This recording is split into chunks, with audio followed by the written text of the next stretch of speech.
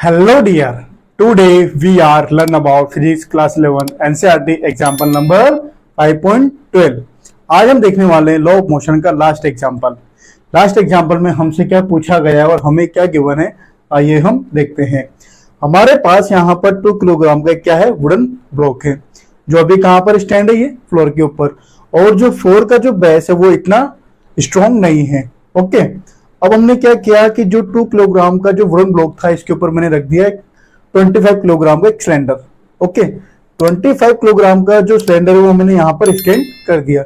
जैसे ही मैंने इसको स्टैंड किया तो यहाँ से फ्लोर जो क्या हुआ, ब्रेक होने के साथ साथ जो इसका एक्सेलरेशन था वो कितना था हमारे पास, 0.1 मीटर पर सेकेंड स्क्वायर।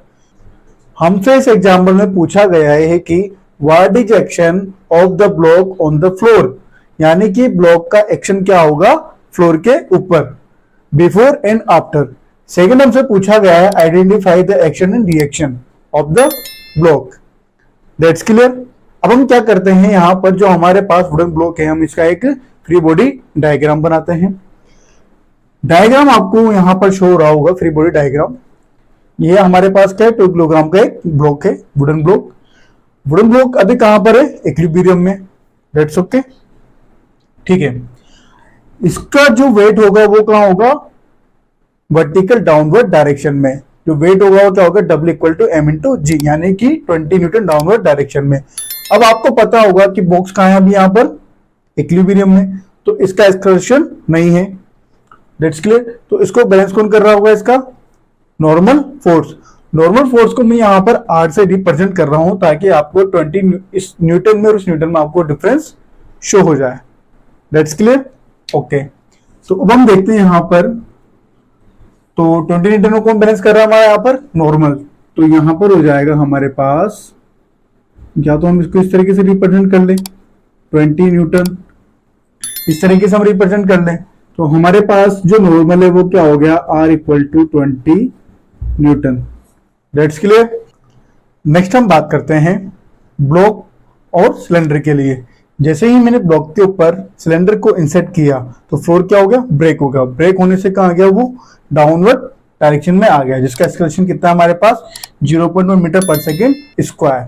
ओके, तो अब यहां पर जो इन दोनों का वेट होगा वो क्या हो जाएगा हमारे पास, M1 + M2, यानी कि वुडन ब्लॉक का मास प्लस सिलेंडर का मास। तो जब हम इन दोनों को ऐड करेंगे तो हमारे पास टोटल मास कितना हो जाएगा, 27 किलोग्राम, और इन दोनों का जो वेट होगा वो क्या हो जाएगा हमारे पास, 270 न्यूटन। Okay, 270 Newton. अब यहां पर देखिए आप, नॉर्मल फोर्स ज्यादा है या फिर हमारे पास इसका वेट ज्यादा है, क्योंकि ये कहां जा रहा है, डाउनवर्ड डायरेक्शन में। तो अब हमारे पास क्या आ जाएगा, 270 - R किसको रिप्रेजेंट कर रहा है यहाँ पर, नॉर्मल फोर्स को, जो कहां पर, वर्टिकल अपवर्ड डायरेक्शन में। ओके, एंड ये क्या होगा हमारे पास, 270 - R = MA। That's clear. Now 270 - R = मास कितना है हमारे पास, 27, इनटू एक्सेलरेशन कितना हमारे पास, 0.1 मीटर पर second square. That's clear, 0.1। Now solve it, 270 - R = जब हम इनको मल्टीप्लाई करेंगे तो हमारे पास क्या आएगा, 2.7। That's clear. Now 270 - 2.7 = R। That's clear. तो हमारे पास जो R डैश है, ये R डैश का जो वैल्यू आएगा हमारे पास क्या आ जाएगा, 267.3। क्या आ जाएगा, 267.3 न्यूटन। अब हमने जो फाइंड कर लिया, यहाँ पर कितना है हमारे पास, 20 न्यूटन, और यहाँ पर क्या आ गया, 26.3 न्यूटन।